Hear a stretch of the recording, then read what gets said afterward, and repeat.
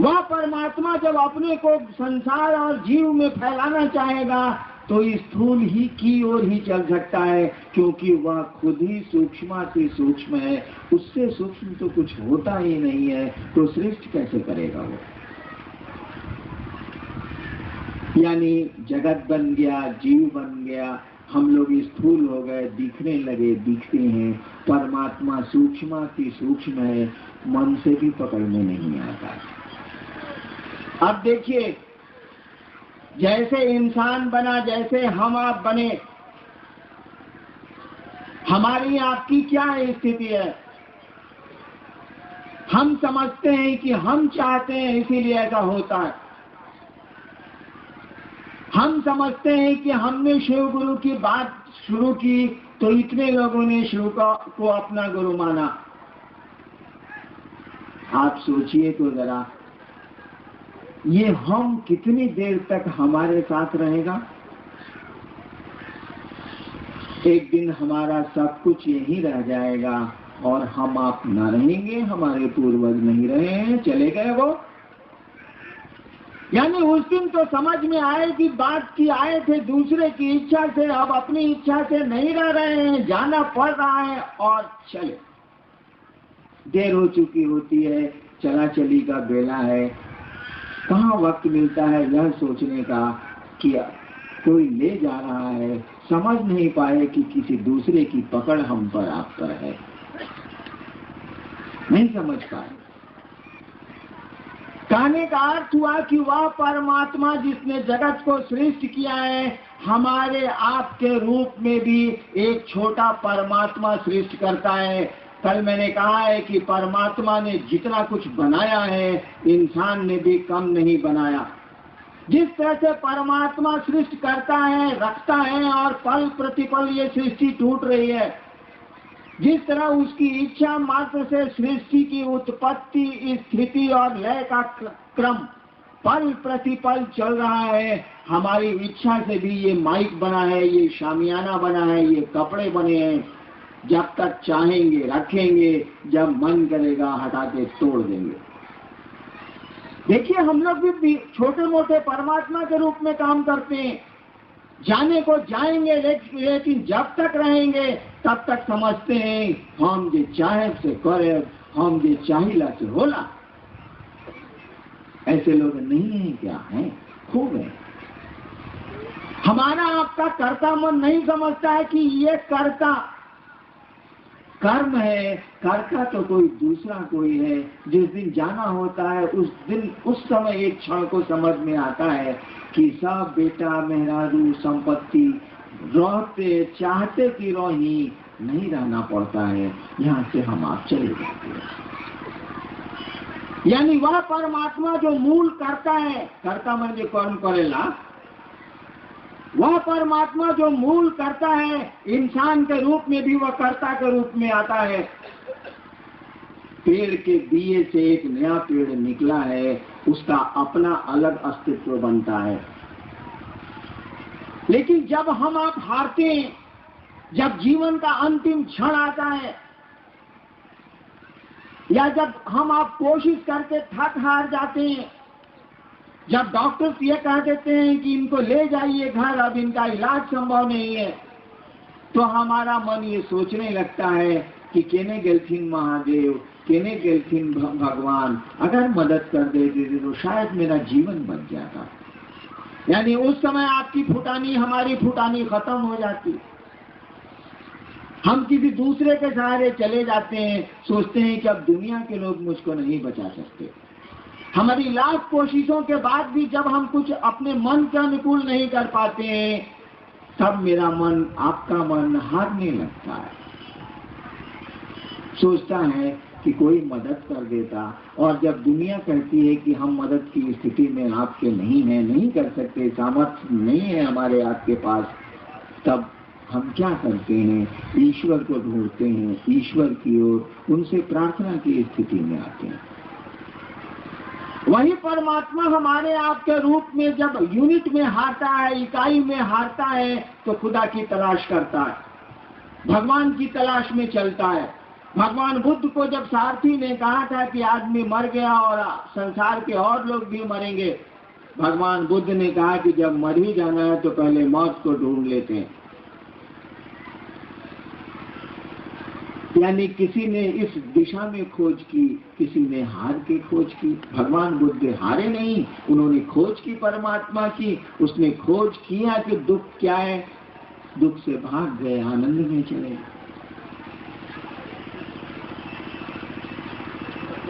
अब देखिए कोई आदमी ढूंढ रहा है उस परमात्मा को, ये हार गया है। जब आप थक गए हैं, हार गए हैं, श्रांत क्लांत हो गए हैं, अब आपसे हमसे कुछ नहीं होने वाला है। अब लाख कोई कहेगा, मेरे साथ क्या हुआ था, मैंने जब शिव को गुरु माना और बहुत नमः शिवाय मंत्रों का जप किया और रिजल्ट मुझको नहीं आने लगे, मुझको लगा कि मैं और उलझता चला जा रहा हूँ। हमने कहा कि हे महादेव, हम तो फौसत जाता नहीं, 5 साल आपको गुरु माने हो गया, ये क्या तमाशा हो रहा। कल मैंने कहा था ना कि प्रेतों ने मुझको घेरा था 5 साल के बाद, जब मैं वीडियो था पलामू में। थक गया मैं, हार गया मैं। हारते हम आप भी हैं, थकते हम आप भी हैं। किसी एक दिशा में थकते हैं, दूसरी जगह नहीं थकते, दूसरी जगह फिर वैसे ही रहते हैं हम लोग। तो वह जब हम आप परमात्मा की तलाश शुरू करते हो, हारे को हरिनाम कहा जाता है ना, निर्बल के बलराम कहा जाता है ना। जब हम हार के ढूंढें या अपने शौक से ढूंढें, उस परमात्मा को जब ढूंढने लगते हैं, मैंने एक पंक्ति शुरू में कही आपको कि उसकी इच्छा के बाहर तो कहीं कुछ नहीं है। यानी आप खुदा की तलाश में निकले, आप भगवान की तलाश में निकले। आपको मालूम है कि गुरु भगवान से जोड़ते हैं, गुरु के सहारे हम लोग चलते हैं। हम लोगों को कोई जब बताता है कि काम करे के बाद, तो हमने का पूछी ले कि रुआ कोयले बनी कैसे हुई, तब बताएं। हमको जब पहली बार दिल्ली जाना पड़ा तो हमने उन लोगों से पूछा, मेरे घर के लोगों से जो दिल्ली आया पहले से आते जाते रहे हैं। हमने कहा कि दिल्ली उतरेंगे तो किधर जाएंगे, कितना किराया लगेगा, यानी पूछा हमने। जानता था कि ये लोग जाते आते रहे हैं तो इनसे पूछ लेते हैं। हम लोग जानते हैं कि गुरु का काम है कि वो शिष्य को ईश्वर से जोड़ते हैं, एक में एक करते हैं, गुरु की तलाश शुरू करते हैं और फिर इससे शुरू होती है परमात्मा की ओर हमारी आपकी गति। ये भी उस शिव की इच्छा के तहत ही है। हम परमात्मा को ढूंढते हैं, हम महादेव को ढूंढते हैं, हम गुरु की ओर चलते हैं, हम कुछ करते हैं, या तो उस परमात्मा की इच्छा के तहत है, उसके बाहर तो कुछ हो नहीं सकता। कहा जाता है कि जब परमात्मा की ओर कोई चलता है, जब गुरु की ओर कोई चलता है, तो परमात्मा ही शिष्य के रूप में चलता है। और फिर इसको, उस शिष्य को परमात्मा से जोड़ता कौन है? जो गुरु है। कहा जाता है कि वही परमात्मा गुरु का भी काम करते हैं। ईश्वर ही गुरु हैं, शिव ही गुरु हैं, वही सबसे बड़े गुरु हैं। उन्हीं की दया और शक्ति प्राप्त करके कोई गुरु होता है। इसको कहा जाता है परमात्मा का दया भाव, इसको कहा जाता है शिव का दया भाव। शास्त्र कहते हैं ये शिव की अनुग्रह शक्ति है। शिव दया करते हैं, अनुग्रह करते हैं, जीव शिव की ओर चलता है। समझने की कोशिश करिए, ये महिलाएं नहीं समझ सकती, ये गप करेंगी ही करेंगी। शिव चर्चा में भी सास ननद को नहीं छोड़ सकती है गप करना।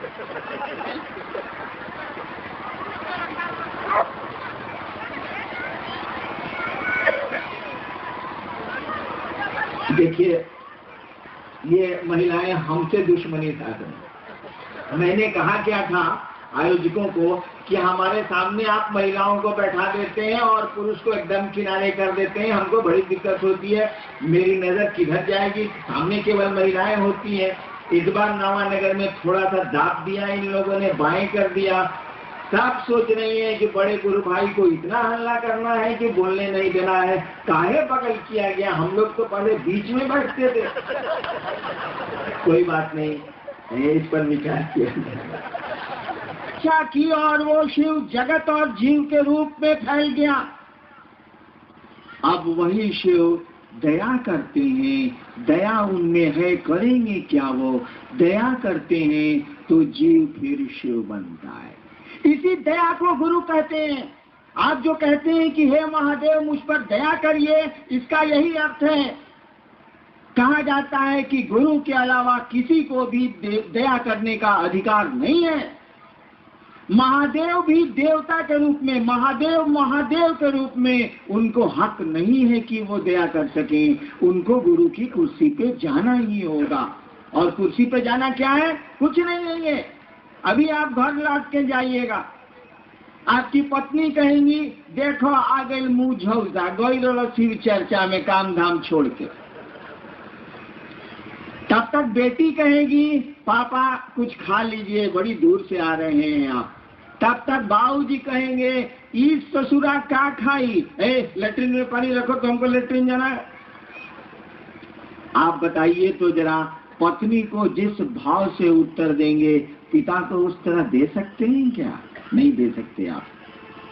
पिता जैसे बोलेगा आपके भीतर का पुत्र बोलेगा, पत्नी जैसे बोलेगी आपके भीतर का पति बोलेगा, बेटी जैसे बोलेगी तत्क्षण आपके भीतर का पिता बोलेगा।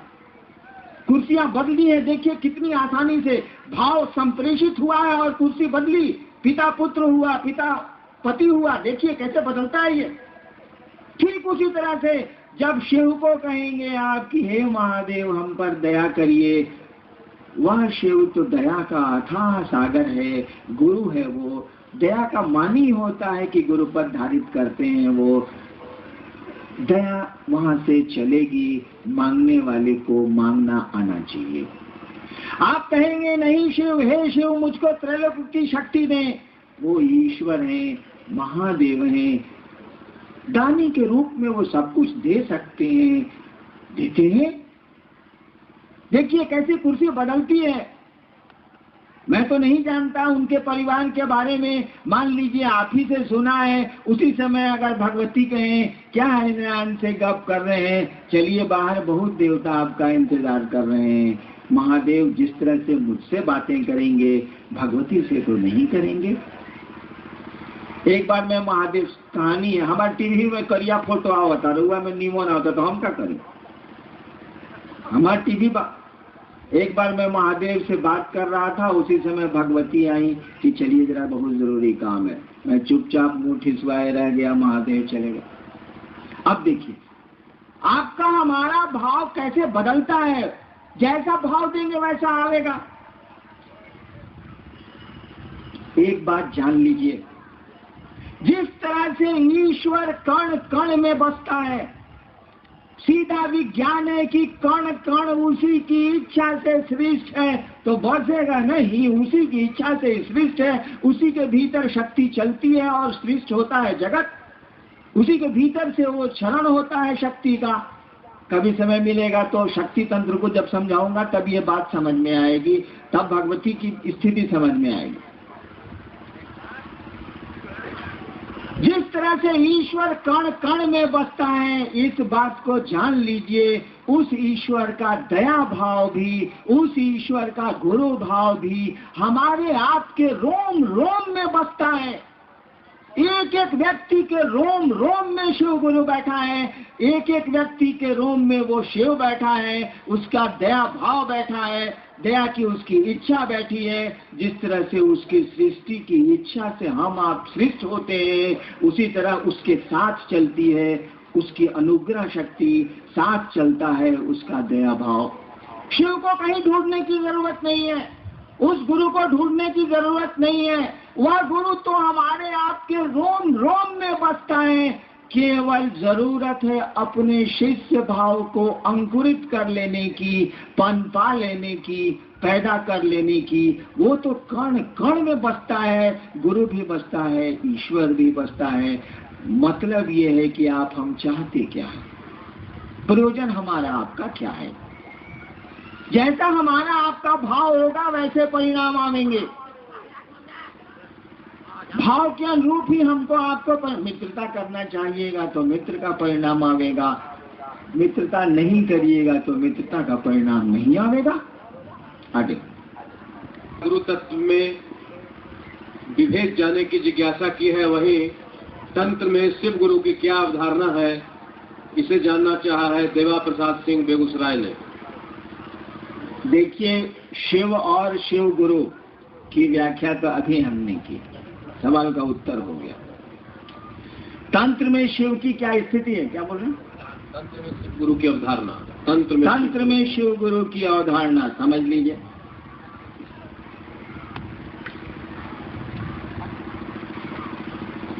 तंत्र शब्द का अर्थ क्या होता है? देखिए, आपने शिव को गुरु माना है, नहीं भी माना है तो हम आप आदमी हैं। अपनी बुद्धि का हमको आपको प्रयोग करना चाहिए। कपड़ा कीने जाइले हमनी का तो कहिले कि 2 रुपया घटावा हो। 5 रुपये 50 रुपये के सौदे में तो हम लोग सौदेबाजी करते हैं, और जहाँ ईश्वर की बात है, गुरु की बात है, थोड़ा भी ध्यान नहीं देते। पूजा की बात है, हम तो विचारते ही नहीं कि शिवलिंग पर जल चढ़ाएंगे तो होगा क्या। हम तो विचारते ही नहीं कि नमः शिवाय का जप करते हैं तो क्या होना, नहीं विचारते हैं हम लोग। बाबूजी कहले बारे तो नमः शिवाय, ओम नमः शिवाय के जप करत नहीं, लोग हमरा के बतौले बात तो करत नहीं। इसको उलट के बोलूंगा तो खराब लग जाए। जो जो कहेगा सो करिएगा हम, कि अपनी बुद्धि का हम लोग प्रयोग करते हैं, नहीं विचारते हम लोग। क्यों नहीं विचारते? इसका महत्व नहीं समझते। कपड़े का महत्व समझते हैं, पैसे का महत्व समझते हैं, लेकिन पूजा पाठ का कोई महत्व नहीं समझते। रूटीन वे में करते हैं, करना है, लोगों ने सिखला दिया है तो करते हैं।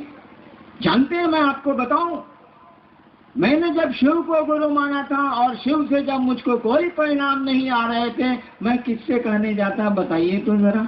कोई तो नहीं था। मेरे मन ने यही आरा गांगी श्मशान में 1974 में ये तय किया था कि गुरु भगवान होते हैं तो भगवान गुरु काहे नहीं है। मैं भगवान शिव को समझता था, मैंने शिव को गुरु मान लिया। मैं तो नहीं जानता था कि महादेव गुरु होते हैं, मुझको नहीं पता था। मैं किताबों में पढ़ा था, न किसी से सुना था। मैं किससे पूछने जाता, कौन मेरी बात सुनता?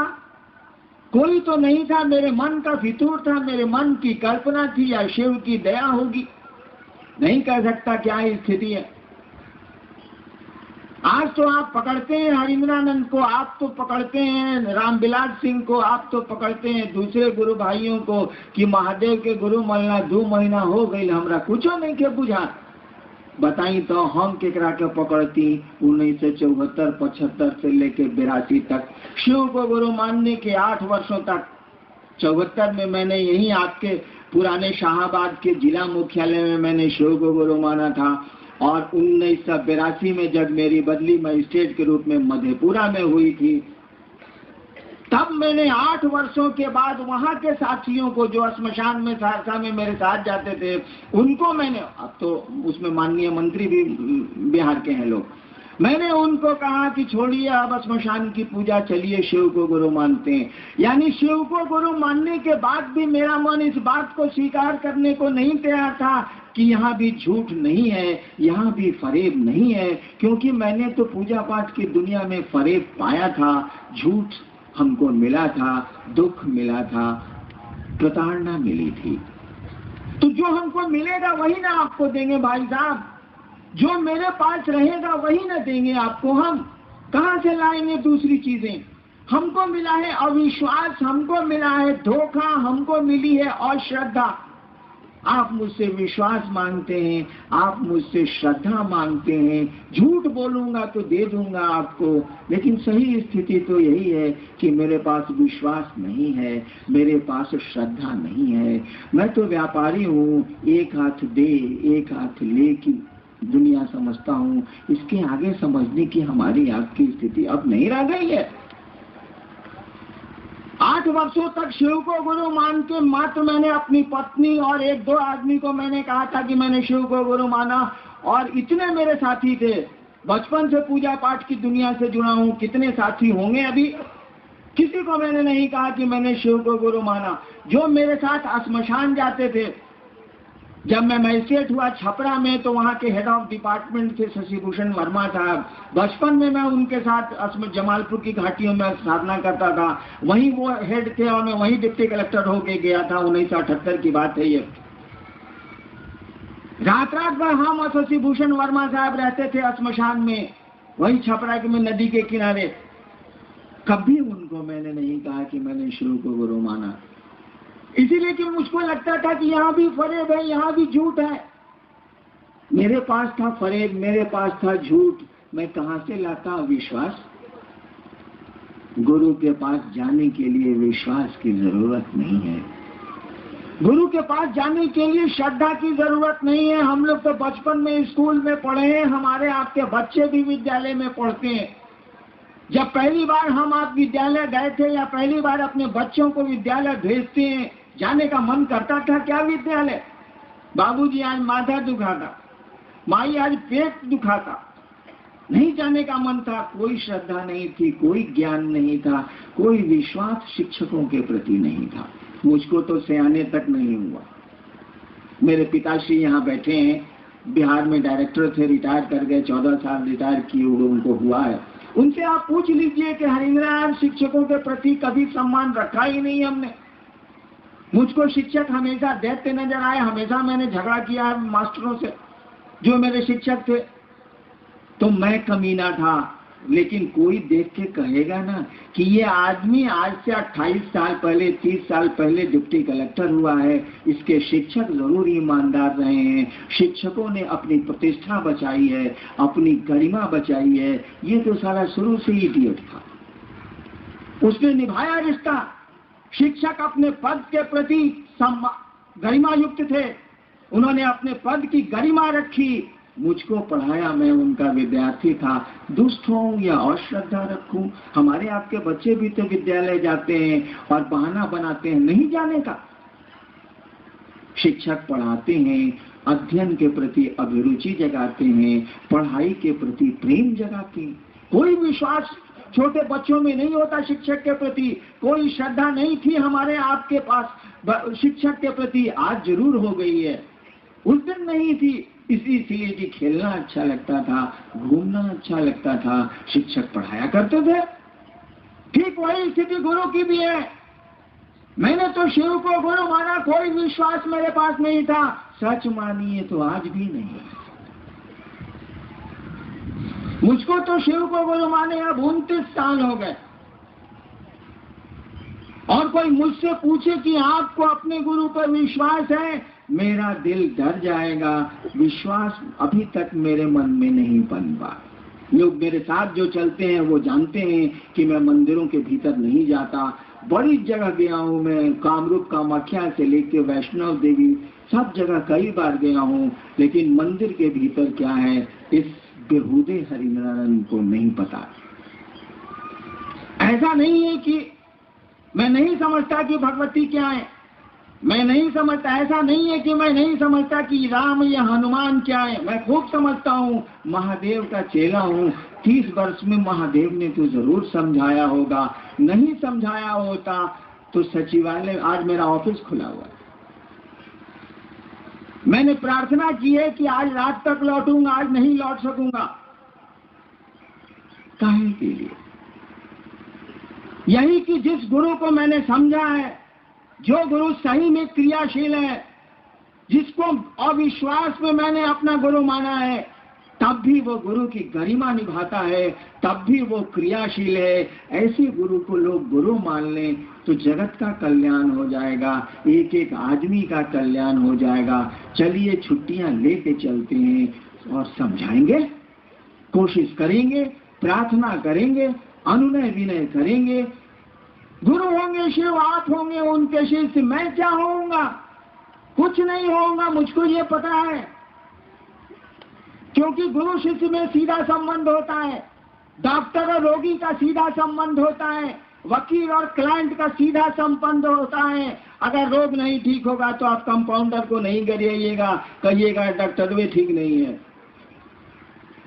अगर आपका बच्चा नहीं पढ़े स्कूल में ठीक से तो मॉनिटर को आप कुछ नहीं बोलिएगा, कहिएगा मास्टर ठीक नहीं है। अगर शिव को आपने गुरु माना है और वह गुरु आप में नहीं उतरा, शिव को आपने गुरु माना है और वह शिव, गुरु का काम है कि वो अपने जैसा बनाते हैं। कहा जाता है कि गुरु साक्षात तो परब्रह्म, गुरु परमात्मा होते हैं, इसीलिए अपने शिष्य को परमात्मा बनाते हैं। बनाना क्या है? आपका मन साधु होता है, आपका मन दुष्ट होता है, आपका मन ही शिव होता है, शरीर थोड़े ही होता। तो 29 साल की शिव शिष्यता में मैं नहीं समझ सका, तब भी वो गुरु मेरा गुरु है कि नहीं है।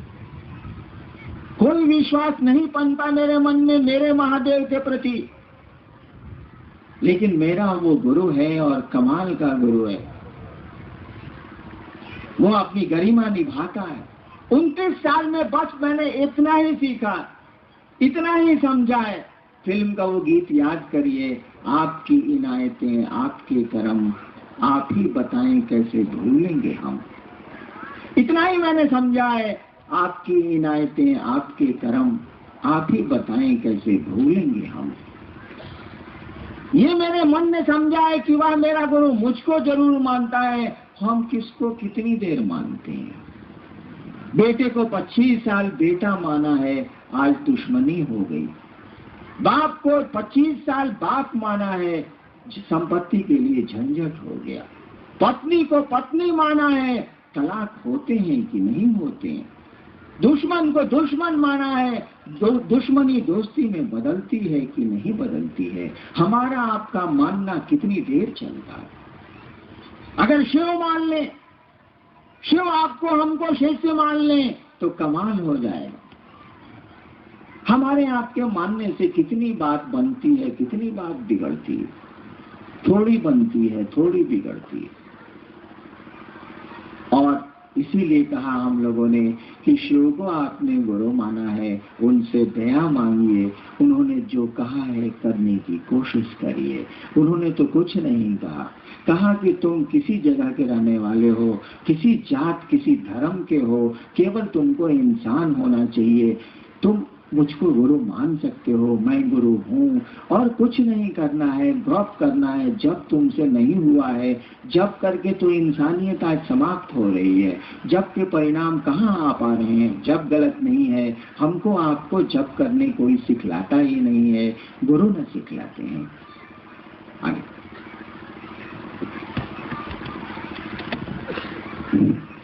भाई मुरलीधर श्रीवास्तव अवकाश प्राप्त शिक्षक नवानगर ने प्रश्नों की झड़ी लगा दी है।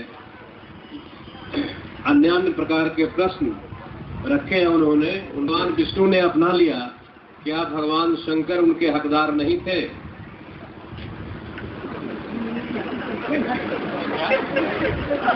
जो जैसा पात्र होता है उसको वैसी चीज मिलती।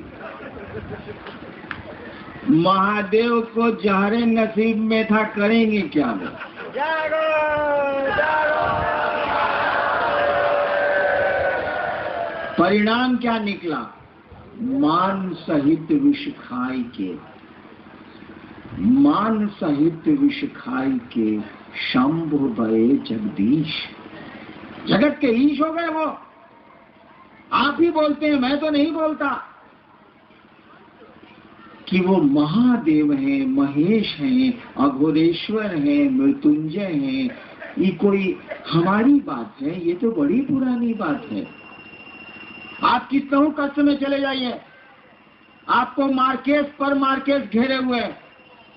किसी पंडित, मैं खुद ज्योतिषी रहा हूं, किसी पंडित के पास आप चले जाइए, किसी ज्ञानी ज्योतिषी के पास चले जाइए, वो सुविधा रखता हो रोड पर तो, या हवाई जहाज में चलने वाला लब्ध प्रतिष्ठित कोई ज्योतिषी है तो आपके जन्म कुंडली को देख के जब वो देखेगा कि काल सर्प योग आ गया, जब वो देखेगा कि 1-2 ग्रह वक्री नहीं हुए, 6-6 ग्रह वक्री हो गए, तब वो आपको सूर्योपासना और शनि की उपासना नहीं बतलाएगा। तब वो सुंदरकांड और बजरंग बली की उपासना नहीं बतलाएगा। कहेगा कि मंगल भी वक्री हैं, शुक्र भी वक्री हैं, सूर्य भी नीच के हो गए हैं, केतु की दृष्टि बड़ी खराब आप पर है, राहु तो साला ऐसे ही छितराया हुआ। तो क्या कहते हैं पंडित आपको? जाइए नमः शिवाय का जप करा लीजिए, जो उनको मालूम है। जाइए ओम नमः शिवाय का जप करा लीजिए। जाइए बनारस में रुद्राभिषेक करा लीजिए। जाइए पार्थिव शिवलिंग का पूजन करिए। जाइए महामृत्युंजय का जप करिए। जान लीजिए आप पर जब विशेष मार्केश गिरता है तो कोई भारतवर्ष का ज्योतिषी आपको न भगवती के पास भेजेगा, न आपको दूसरे आराध्य के पास भेजेगा, न किसी ग्रहों की पूजा बतावेगा। सीधे कहेगा कि आप सुनिए महादेव की पूजा करिए अथवा कराइए, कोई उपाय नहीं है। कितने ग्रहों को शमित करिएगा, कितने देवताओं को मनाइएगा, चले जाइए महादेव के पास। बात कितनी बिगड़ती है, कितनी बनती है, ये तो मुझको नहीं मालूम, लेकिन आज तक का इतिहास यही है। अरे समुद्र मंथन में क्या हुआ था ये तो मुझको नहीं मालूम। न मैं विंध्य पर्वत था, न तक्षक नाग था, वासुकी नाग था, और न देवताओं के समय में देवताओं के साथ था। पता नहीं महादेव के साथ होऊंगा या नहीं होऊंगा, लेकिन क्या होऊंगा, उनसे क्या हिस्सा बांटता, वो तो जहर पी के रह गए थे। जहर में हिस्सा हम लोग क्या लेंगे?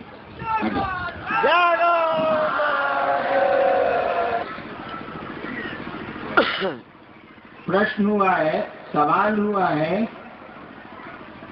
ने जो पूछा है वो श्वास पर करें या गिनती पर करें, यानी सांस पर क्या गिनती हो सकती है? आप शांत चित्त होके बैठे तो मैं कोशिश करूंगा कि पहले यह समझ लें हम लोग कि 108 बार मंत्रों का जप बहुत पुराने समय से क्यों होता रहा है। 110 बार क्यों नहीं होता, 100 बार क्यों नहीं होता, 111 बार क्यों नहीं होता, ये 108 बार क्यों होता? या बहुत महात्मा जी लोगों के नाम के पहले लिखा जाता है 108 श्री फलाना, क्यों लिखा जाता? ये 108 का है लिखा जाता है, 109 क्यों नहीं लिखा जाता? देखिए हमारा देश आध्यात्म की दुनिया में विश्व का मार्गदर्शक रहा है। दुनिया इसके सामने झुकती रही है। कहा जाता है कि हिंदुस्तान के कण कण में आध्यात्म है, गुणी जन है, विज्ञ जन है। हमारे यहाँ जो अंक का विज्ञान है, 1 2 3 4 100 तक जो आप गिनते हैं, अक्षर का जो विधान है हमारे यहाँ क ख ग, अक्षर जिसका क्षरण नहीं होता है, जो हमेशा रहता है, परमात्मा को कहते हैं अक्षर। इन चीजों को भी आध्यात्म के धरातल पर ही जोड़ा गया था। बाद में लौकिक जगत में ये चीजें चली आई। सोचा गया कि इस पूरी दुनिया में जितने प्राणी हैं, जो भी चीजें हैं, वो किसी जगह से जुड़ी हुई हैं, समय से। कि आप शिव का जन्मदिन नहीं मनाते, हम लोग रामनवमी मनाते हैं, हम लोग कृष्णाष्टमी मनाते हैं, हम लोग बजरंगबली का जन्मदिन मनाते हैं, किंतु शिव का नहीं मनाते, शिव के विवाह का दिन मनाते। हम लोग शिवरात्रि मनाते हैं, क्यों? हम लोग स्थिति मनाते हैं। हम लोग को आपको ये पता ही नहीं है कि शिव कब जन्म लिए थे, शिव का जन्म कब हुआ था। हम लोगों को मालूम है वह शंभु है, स्वयंभू है, खुद अपने को सृष्टि किया है उसने। उसकी कोई तिथि नहीं है, उसके कोई जन्म की हमको आपको सूचना नहीं। यानी हमारे आपके जन्म का समय है, जाने का भी समय है। हम लोग समय से जुड़े हैं, हम लोग जगह से भी जुड़े हैं, और जुड़े हैं हम आप पात्र। अब मैं शब्दों का चयन करता हूं। कहा जाता है कि पूरी दुनिया, पूरा जगत स्थान, काल और पात्र से जुड़ा हुआ है। समझिएगा, इसको पात्र हम आप हो गए। हम आप किस किस चीज से जुड़े हुए हैं? स्थान से जुड़े हुए हैं और समय से जुड़े हुए हैं। कहा जाता है कि पूरी दुनिया, पूरा जगत, पूरे जीव स्थान, काल और पात्र से जुड़े हुए हैं। पात्र तो खुद हो गया। वो किया क्या गया? आज तो समय को हम लोग घंटा, मिनट और सेकंड में निकालते हैं। आप पंचांग देखिए, पहले के समय में समय को निकाला जाता था नक्षत्रों से। आज भी निकाला जाता है, पंचांग बनता है ना हमारा। आपको 27 नक्षत्र होते हैं जिनपे एक सूर्य संचरण करता है, घूमता है। वो घूमता है यानी सूर्य नहीं घूमता है, सूर्य के चारों ओर नक्षत्र घूमते हैं, संचरण होता है। यानी समय की गणना हमारे भारतवर्ष में शुरू हुई थी नक्षत्रों से। कहा जाता है 27 नक्षत्र हैं, फिर वही घंटा घड़ी सब शुरू होता है। स्थान को कैसे आप पता लगाएंगे? कौन सी जगह में कौन सा मकान बना है? हम लोग जब एसडीओ का इजलास करते थे या मजिस्ट्रेट थे तो वकील साहब बहस करते थे, हुजूर ये जो घर है उसके पूरब में ये है, पश्चिम में ये है, उत्तर में ये है, दक्षिण में ये है, इसी जगह पे झंझट हो रहा है हुजूर। वहां पर यहीं पर 144 लगाया जाए या 107 लगाया जाए या मुकदमे होते। यानी किसी जगह को निर्धारित करने के लिए आप चौहद्दी का प्रयोग करते हैं, 4 दिशाओं का प्रयोग करते हैं। दिशाएं तो 10 हो जाएंगी, लेकिन 4 मूल दिशाएं हैं। उन दिशाओं के बीच के कोण से दिशाएं 10 हो जाती हैं, लेकिन मूल दिशाएं 4 ही हैं, पूरब, पश्चिम, उत्तर, दक्षिण। न्यूज भी इसी से बना है, north, east, west, south. News जो आप कहते हैं, न्यूज पढ़िए, वो क्या है? North, east, west, south. अब समझिए इसको। समय को 27 नक्षत्रों में बांटा गया। 27 नक्षत्रों से समय की गणना होती है। स्थान को 4 दिशाओं में हम लोग इंगित करते हैं। स्थान के लिए 4 अंक ले लिए गए। समय के लिए 27 नक्षत्रों के 27 अंक ले लिए गए। दिशा के लिए 4 दिशाओं के लिए 4 अंक ले लिए गए। 27 हुआ आपका समय, 4 हुआ आपकी दिशाएं, हुई आपकी दिशाएं। मंत्र का जप कौन करेगा? हम आप करेंगे नमः शिवाय, हम आप करेंगे राम रामायण नमः, हम आप करेंगे जो भी मंत्र हो। यानी पात्र तो हम हैं। हम बने हैं समय से, हम बने हैं स्थान से। आप लोगों ने बहुत देखा होगा, हमने भी देखा है। नौकरी ही मैं स्टेट की करता हूं। मोटरसाइकिल से 2 आदमी जा रहा, आगे वाला बिल्कुल बच गया, पीछे वाला वहीं मर गया दुर्घटना में। अगर इसमें से समय को चेंज कर दीजिए या जगह को चेंज कर दीजिए, मौत नहीं आएगी। या पात्र को बदल दीजिए, आसान नहीं है, नहीं बदला जा सकता। अगर मोहन नाम के आदमी को 10 बजे किसी एक स्थान पर, नाम में क्यों लूं, किसी एक स्थान पर दुर्घटनाग्रस्त होना है तो मोहन के बदले 10 बजे सोहन को भेज दीजिए, दुर्घटना नहीं होगी। मोहन को उस समय उस स्थान से हटा के बक्सर भेज दीजिए, दुर्घटना नहीं होगी। यानी स्थान को, पात्र को, समय को, किसी को बदल अगर आप सकते हैं तो दुर्घटनाएं रोकी जा सकती हैं, सुघटनाएं रोकी जा सकती हैं, अच्छी बातों को भी रोका जा सकता है। मंत्र का जप कौन करता है? हम आप बंधे हैं समय और स्थान से। कहा गया कि 27 नक्षत्र हैं, 4 दिशाएं हैं, इसी से न हम लोग जुड़े हैं। देखिए 27 और 4 को जोड़ा नहीं गया। क्यों? जोड़ दिया जाना चाहिए। मंत्र का जप हम करते हैं, 31 बार नमः शिवाय करेंगे, कहा कि ना, गलत हो जाएगा। क्यों गलत हो जाएगा? हमारा कर्मफल केवल हमसे नहीं जुड़ा है, हमारा कर्मफल आपसे भी जुड़ा है। मैं अभी मर जाऊं तो कौन प्रभावित होगा? मेरी पत्नी, मेरे बच्चे, जीना, आप भी प्रभावित होंगे। अरे बड़े गुरु भाई का आज डेथ हो गया,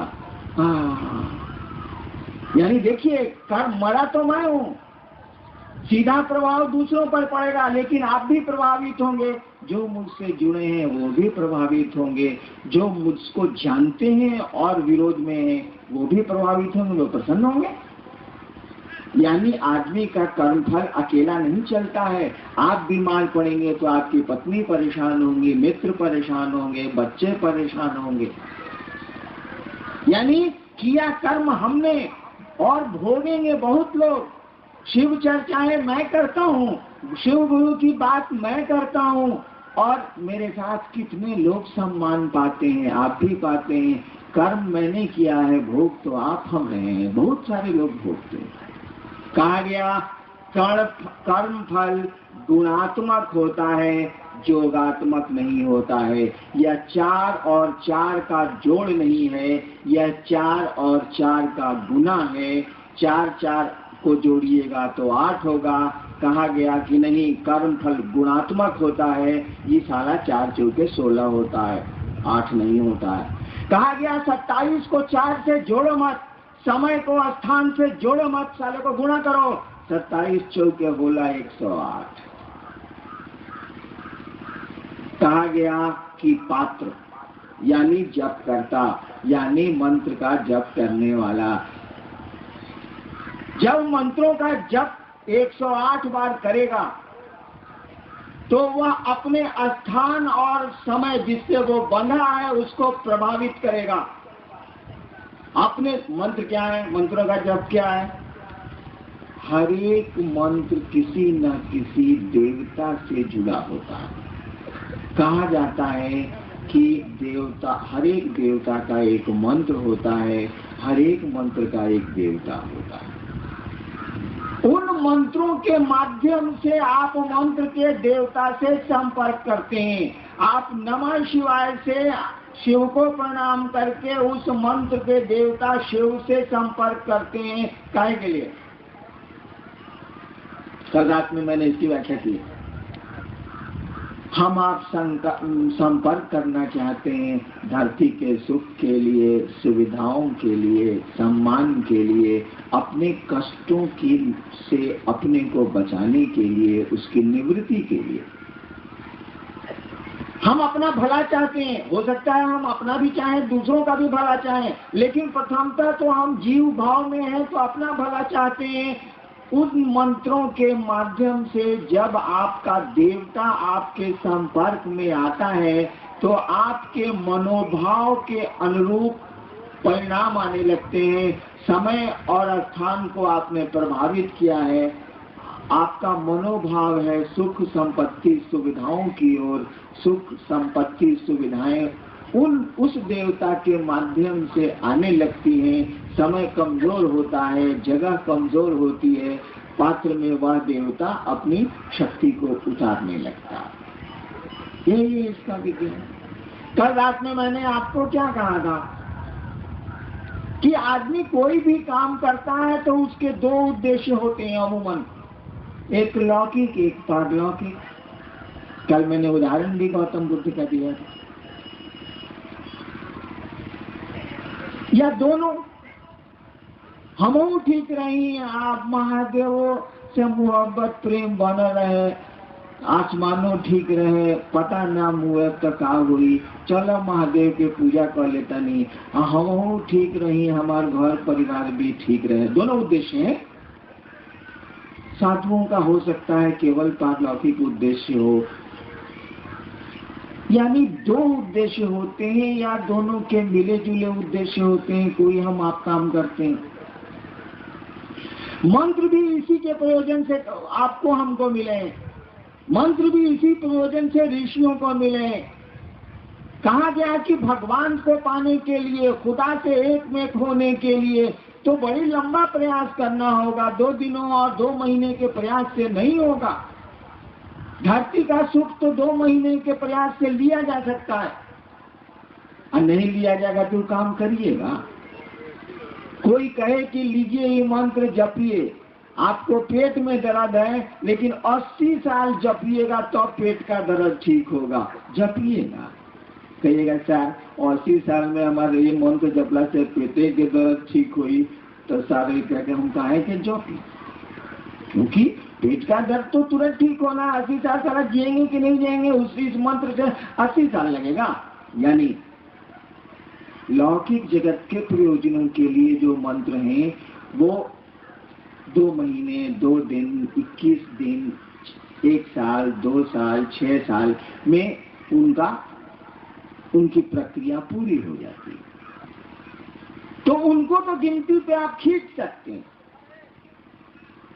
उनका तो जप कर सकते हैं, लेकिन शिव को पाने के लिए, ईश्वर को पाने के लिए, आप ये आराध्य देवताओं को पाने के लिए जो ईश्वर स्वरूप हैं या ईश्वर हैं, उनको पाने के लिए तो कहा जाता है कि मुनि और साधु लोग जन्म जन्म प्रयास करते हैं, तब भी नहीं होता। इनके लिए विधान बनाया गया कि श्वास प्रश्वास पर मंत्रों का जप होगा, उसकी गणना नहीं होगी, उसकी गिनती नहीं होगी। कल मैंने कहा था कि जो मंत्र आपके श्वास प्रश्वास पर चढ़ेंगे वो ईश्वर से संपर्क कराने के मंत्र हैं। जो मंत्र सांस प्रश्वास पर नहीं चढ़ते हैं वो ईश्वर से संपर्क कराने के मंत्र नहीं हैं। उनसे शक्तियां प्राप्त की जा सकती हैं, दूसरी धरती की शक्तियां प्राप्त की जा सकती है, यहाँ तक कि त्रैलोक्य की शक्ति भी प्राप्त की जा सकती है। लेकिन ईश्वर के लिए जो साधन प्रयोग में आते हैं वो श्वास प्रश्वास की क्रियाओं की प्रक्रिया से ही आते हैं। जैसे नमः शिवाय मंत्र है, नमः चढ़ता है, शिवाय उतरता है। अच्छा एक बात बताइए, तो शिवाय काहे नहीं पहले चढ़ाते हैं, नमः क्यों चढ़ाते हैं आप?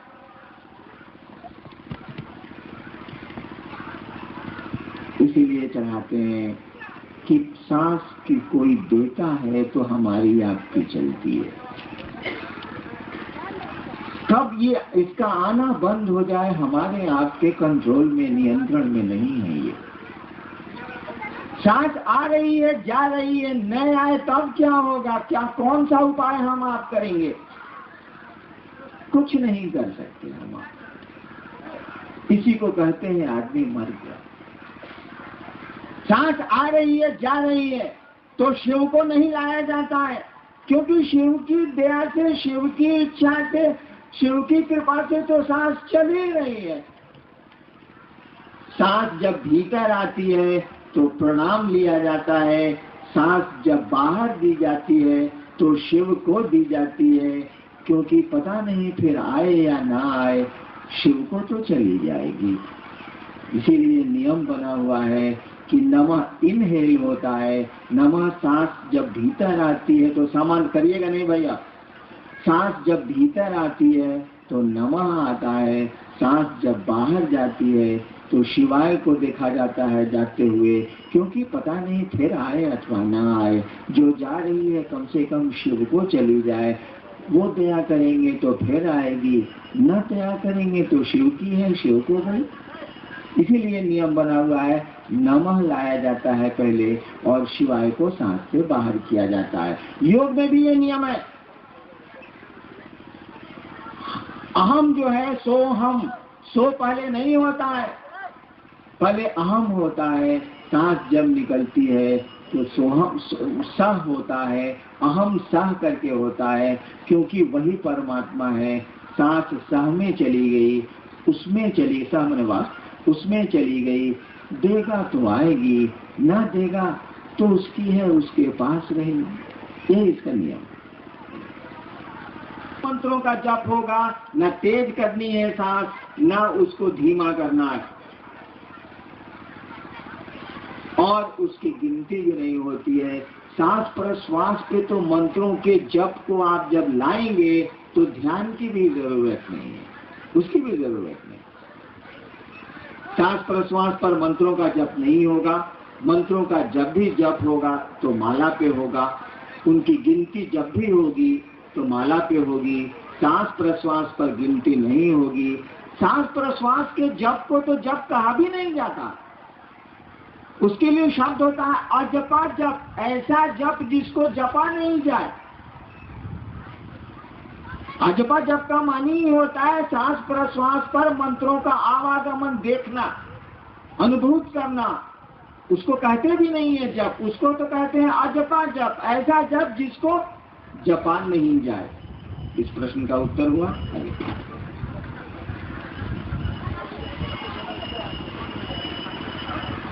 आरा के गुरु भाई उमेश सिंह जी ने पूछा है कि शाम की परिचर्चा में कहा गया कि हम शिव के अंश नहीं बल्कि स्वयं शिव हैं, तो वो गुरु शिव कौन है?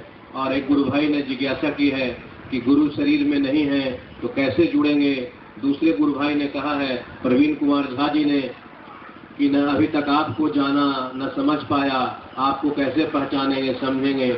आपको जान लेना ही शिव गुरु को जानना है, दया करके समझाएं। और शिव शिष्य परिवार सहरसा ने कहा है, मुझे 3 सूत्र नहीं, यथार्थ में शिव गुरु चाहिए, यह आशीर्वाद साहब से चाहिए। देखिए, मैंने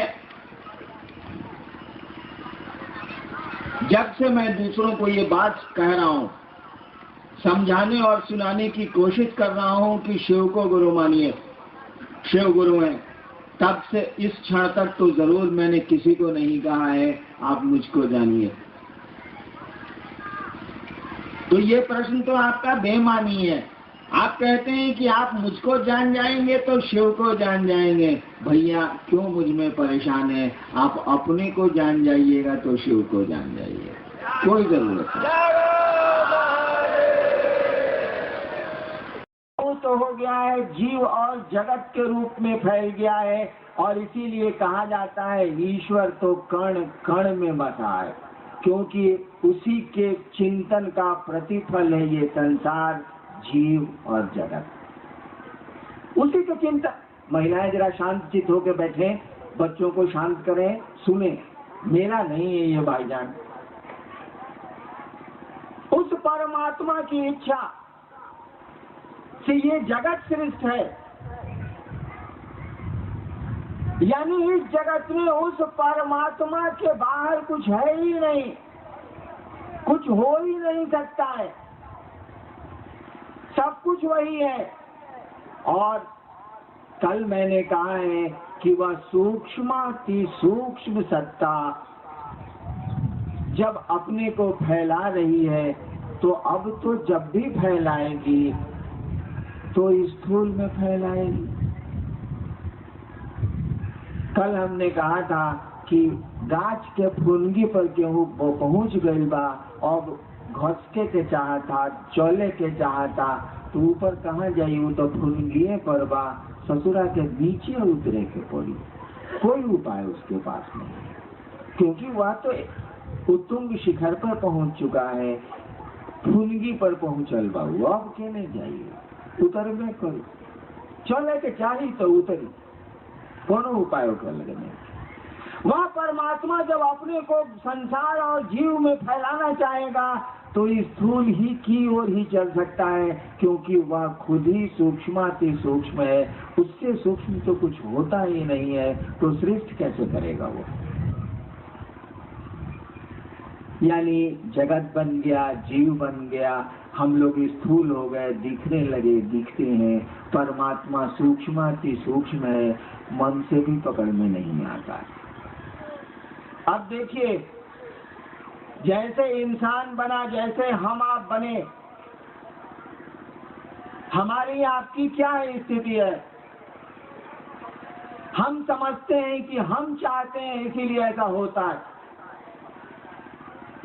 हम समझते हैं कि हमने शिव गुरु की बात शुरू की तो इतने लोगों ने शिव को अपना गुरु माना। आप सोचिए तो जरा, ये हम कितनी देर तक हमारे साथ रहेगा? एक दिन हमारा सब कुछ यहीं रह जाएगा और हम आप न रहेंगे, हमारे पूर्वज नहीं रहे हैं, चले गए वो। यानी उस दिन तो समझ में आए कि बात की आए थे दूसरे की इच्छा से, अब अपनी इच्छा से नहीं रह रहे हैं, जाना पड़ रहा है और चले। देर हो चुकी होती है, चला चली का बेला है, कहाँ वक्त मिलता है यह सोचने का कि कोई ले जा रहा है, समझ नहीं पाए कि किसी दूसरे की पकड़ हम पर आप पर है, नहीं समझ पाए। कहने का अर्थ हुआ कि वह परमात्मा जिसने जगत को सृष्टि किया है, हमारे आपके रूप में भी एक छोटा परमात्मा सृष्टि करता है। कल मैंने कहा है कि परमात्मा ने जितना कुछ बनाया है, इंसान ने भी कम नहीं बनाया।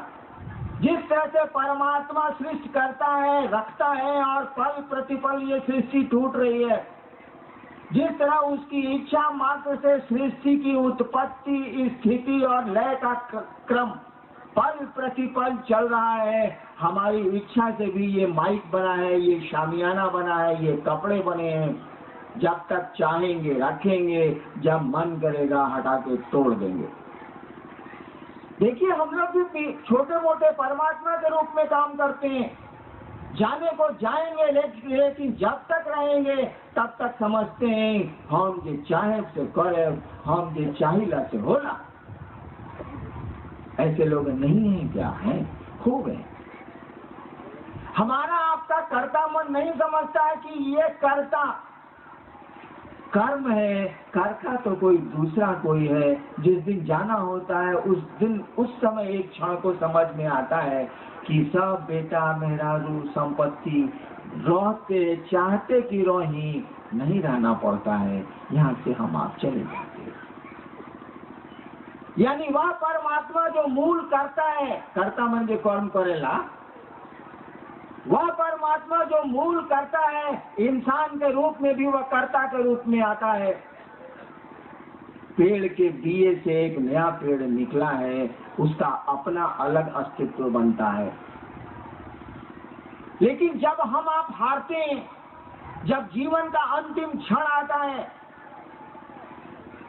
या जब हम आप कोशिश करके थक हार जाते हैं, जब डॉक्टर ये कह देते हैं कि इनको ले जाइए घर, अब इनका इलाज संभव नहीं है, तो हमारा मन ये सोचने लगता है कि केने गेलथिन महादेव, केने गेलथिन भगवान, अगर मदद कर देते तो शायद मेरा जीवन बच जाता। यानी उस समय आपकी फुटानी, हमारी फुटानी खत्म हो जाती। हम किसी दूसरे के सहारे चले जाते हैं, सोचते हैं कि अब दुनिया के लोग मुझको नहीं बचा सकते।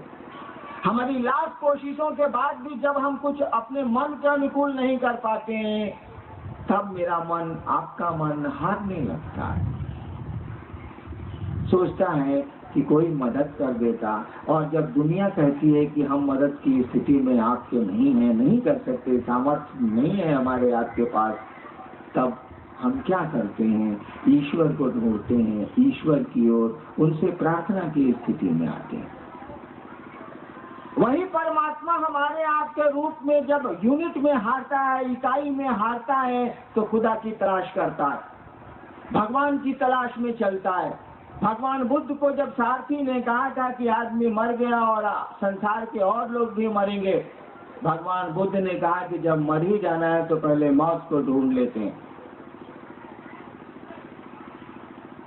यानी किसी ने इस दिशा में खोज की, किसी ने हार के खोज की। भगवान बुद्ध हारे नहीं, उन्होंने खोज की परमात्मा की। उसने खोज किया कि दुख क्या है, दुख से भाग गए, आनंद में चले।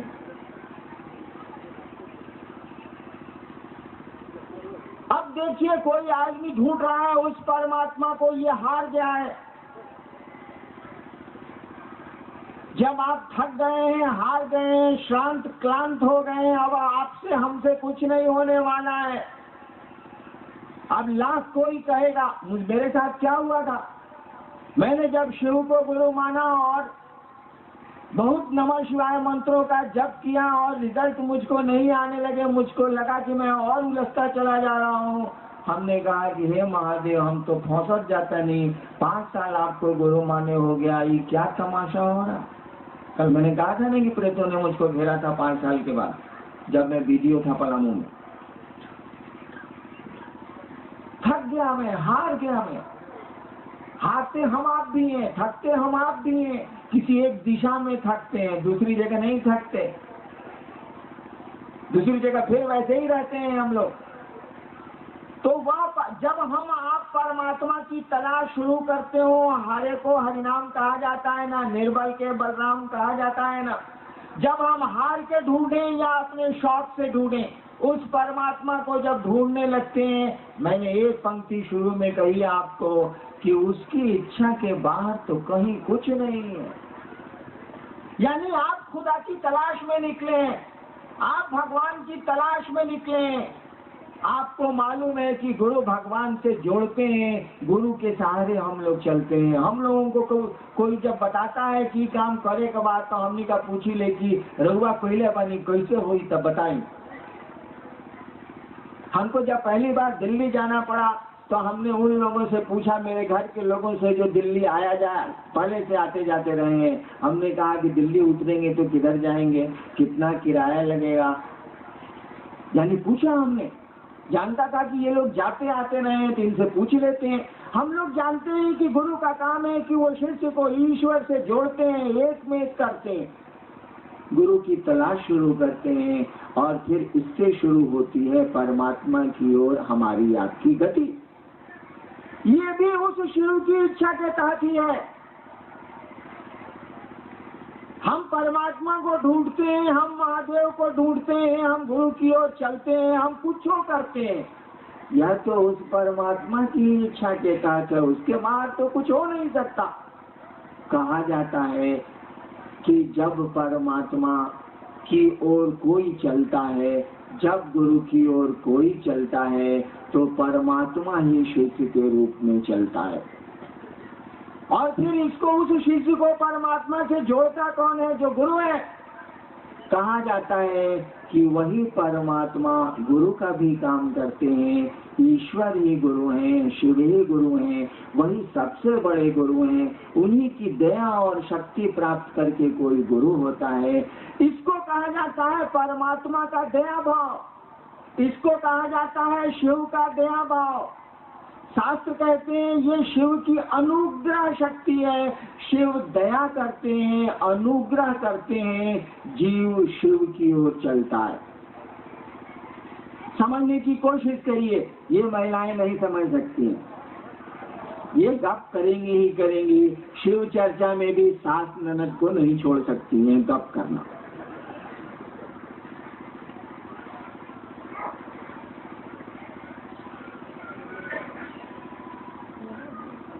देखिए, ये महिलाएं हमसे दुश्मनी साध रही। मैंने कहा क्या था, महिलाएं होती हैं।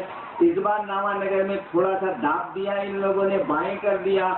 सब सोच रही है कि बड़े गुरु भाई को इतना हल्ला करना है कि बोलने नहीं देना है। काहे बगल किया गया? हम लोग तो पहले बीच में बैठते थे। कोई बात नहीं, मैं इस पर विचार किया।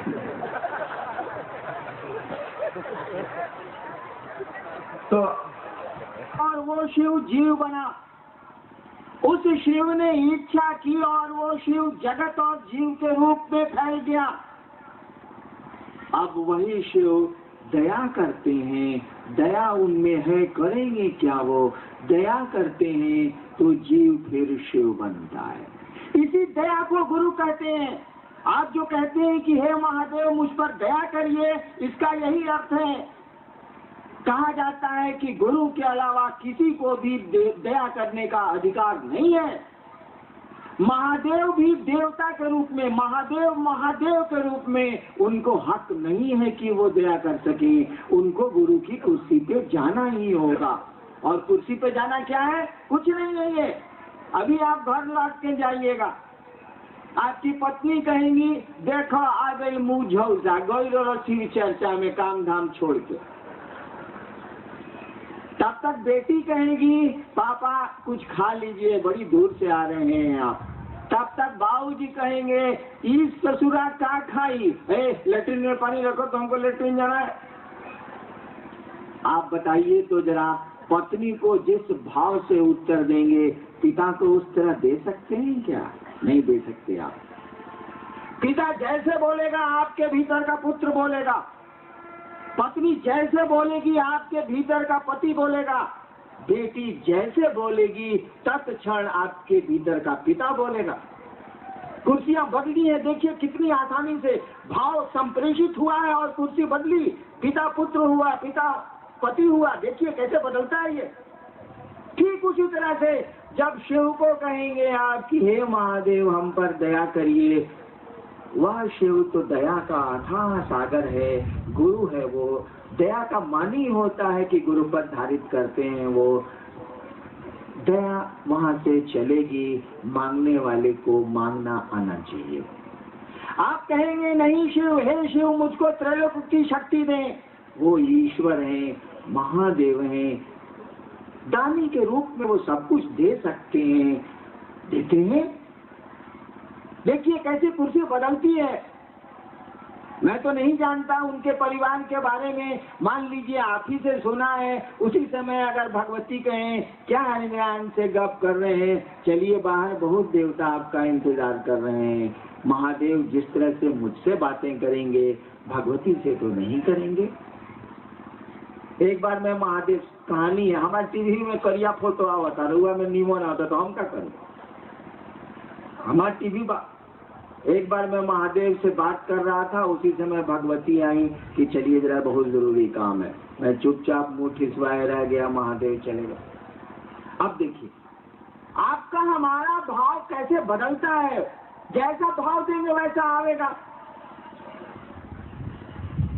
एक बात जान लीजिए, जिस तरह से ईश्वर कण कण में बसता है, सीधा विज्ञान है कि कण कण उसी की इच्छा से सृष्ट है, तो बचेगा नहीं, उसी की इच्छा से सृष्ट है, उसी के भीतर शक्ति चलती है और सृष्ट होता है जगत, उसी के भीतर से वो क्षरण होता है शक्ति का।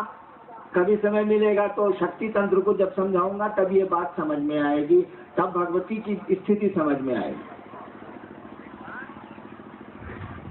जिस तरह से ईश्वर कण कण में बसता है, इस बात को जान लीजिए, उस ईश्वर का दया भाव भी, उस ईश्वर का गुरु भाव भी हमारे आपके रोम रोम में बसता है।